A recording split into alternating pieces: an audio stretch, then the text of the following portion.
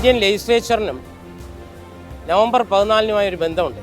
നമുക്കറിയാം 1889 നവംബർ 14-ന് പണ്ഡിറ്റ് ജവഹർലാൽ നെഹ്റു ജനിച്ചു.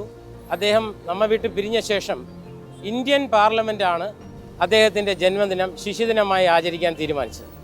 അതിന് മുൻപ് വരെ യുണൈറ്റഡ് നേഷൻസ് ഓർഗനൈസേഷൻ തീരുമാനിച്ച പ്രകാരം നവംബർ 20 ശിശുദിനം.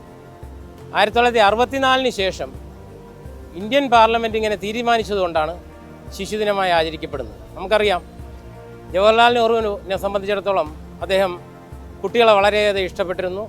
അദ്ദേഹം പറയുന്നത് തന്നെ children of today are the citizens of tomorrow, they are the buds of A garden എന്നാണ് അദ്ദേഹം വിശേഷിപ്പിച്ചത്. തിരിച്ച് കുട്ടികൾക്കും അദ്ദേഹത്തിന് വളരെ ഇഷ്ടമായിരുന്നു. അതുകൊണ്ട് തന്നെ അവർ അദ്ദേഹത്തെ ചാച്ച നെഹ്റു എന്നാണ് വിളിച്ചിരുന്നത് നമുക്ക് എല്ലാവർക്കും അറിയാം.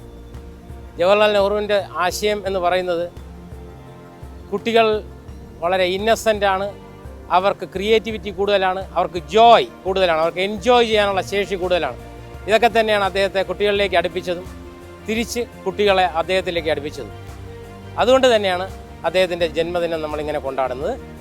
എന്തായാലും കുരുന്നുകൾക്കായി നമുക്ക് കനിവേകാം, കരുതലേകാം, ബാല്യങ്ങളെ സംരക്ഷിക്കാൻ മുൻനിരയിൽ നിന്ന് പ്രവർത്തിക്കാം.